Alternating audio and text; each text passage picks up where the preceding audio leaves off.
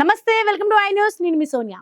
ప్రపంచ రాజకీయాల్లో ఎన్నో ఆశ్చర్యకరమైన మలుపులు చోటు చేసుకుంటున్నాయి. తాజాగా ఒక వార్త ప్రపంచాన్ని షాక్ గురి చేసింది. అదేంటంటే భారత్ పాకిస్తాన్ మధ్య ఉద్రిక్తతలు ఉన్నప్పటికీ రష్యా పాకిస్తాన్ తో ఒక భారీ డీల్ కు ఒప్పుకుందని. అసలు ఇది ఎలా సాధ్యం? భారత్ కు ఎప్పటి నుంచో మిత్ర దేశమైన రష్యా పాకిస్తాన్ తో ఇలాంటి ఒప్పందం చేసుకోవడం వెనుక ఉన్న రహస్యం ఏంటి? ఇది కేవలం ఆర్థిక ఒప్పందమా, లేక అంతకు మించి ఒక భారీ వ్యూహం దాగి ఉందా? వాజిస్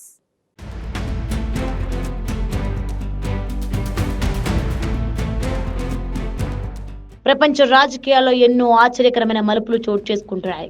తాజాగా ఒక వార్త ప్రపంచాన్ని షాక్ గురి చేస్తుంది. అదేంటంటే భారత్ పాకిస్తాన్ మధ్య ఉద్రిక్తతలు ఉన్నప్పటికీ రష్యా పాకిస్తాన్ తో ఒక భారీ డీల్ కు ఒప్పుకుందని.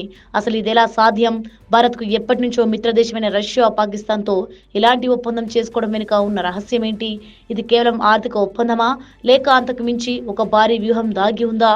ప్రస్తుతం ప్రపంచ రాజకీయాల్లో రష్యా ఎన్నో సవాళ్లను ఎదుర్కొంటోంది. ఉక్రెయిన్ యుద్ధం తర్వాత పాశ్చాత్య దేశాల నుంచి రష్యాపై తీవ్రమైన ఆంక్షలు అమలవుతున్నాయి. ఈ పరిస్థితిలో రష్యా తన ఆర్థిక వ్యవస్థను బలోపేతం చేసుకోవడానికి కొత్త భాగస్వామ్యాలను వెతుకుతోంది. ఈ క్రమంలోనే పాకిస్తాన్తో రష్యా ఒక భారీ డీల్ కుదుర్చుకుందని వార్తలు వస్తున్నాయి.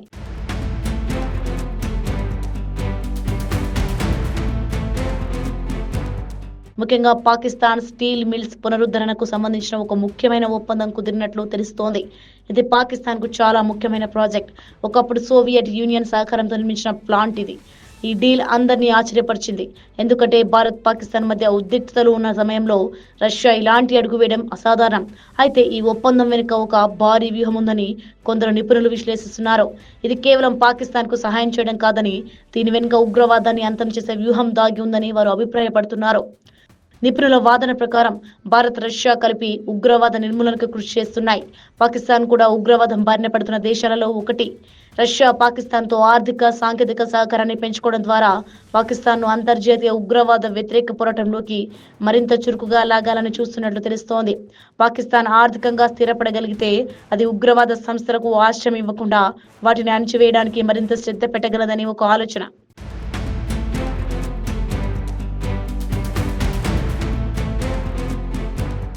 అంతేకాదు, రష్యా తన అంతర్జాతీయ స్థానాన్ని విస్తరించుకోవాలని చూస్తోంది.